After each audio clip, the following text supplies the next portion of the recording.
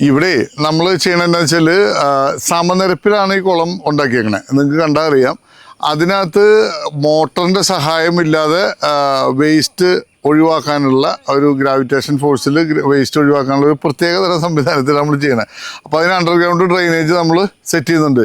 ഇവിടെ ഇവർ പൈപ്പൊക്കെ ഇട്ടായിരുന്നു. നമ്മൾ കണക്ടർ ഫിറ്റ് ചെയ്യാൻ വരുമ്പോൾ എന്താ സ്ഥിതി എന്ന് വെച്ചാൽ ചെളിയാന്നേ, ആ പാടിഭാഗം മൊത്തം ചെളി, അതായത് കുഴിച്ചേക്കുമല്ലേ. ഈ പോരാത്തതിന് അതിൻ്റെ ഇടയ്ക്ക് മഴയും. ഇത് ആദ്യം നമ്മൾ ഇത് ഒരു കുളത്തിൽ നമ്മൾ ഡ്രൈനേജ് സെറ്റ് ചെയ്ത്, പക്ഷേ ഇതിങ്ങനെ ആടി കളിക്കുകയാണ്. കാരണം ഫ്ലോട്ട് ചെയ്യുക, കാരണം ചെളിയായതുകൊണ്ട്.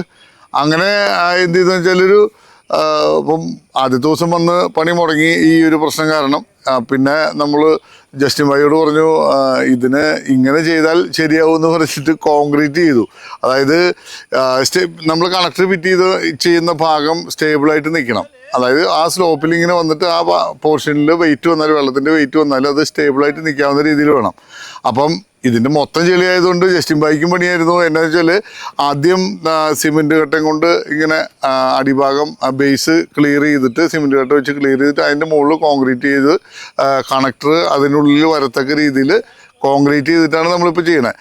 അത് എന്താ വെച്ചാൽ നമ്മൾ ചിലപ്പം ഈ കുറച്ച് ബുദ്ധിമുട്ടുകൾ ഒക്കെ ഉണ്ടാവുമായിരിക്കും. പക്ഷേ ഗുണം എവിടെയെന്ന് വെച്ചാൽ ആദ്യം കുറച്ച് ബുദ്ധിമുട്ടിയാലും ഒരു സിസ്റ്റമാറ്റിക്കായിട്ട് നമ്മൾ പോണ്ട് പണിത് കഴിഞ്ഞാൽ പിന്നീടുള്ള സമയങ്ങളിൽ നമുക്ക് വളരെ എഫക്റ്റീവായിട്ട് ഇത് മാനേജ് ചെയ്യാൻ പറ്റും.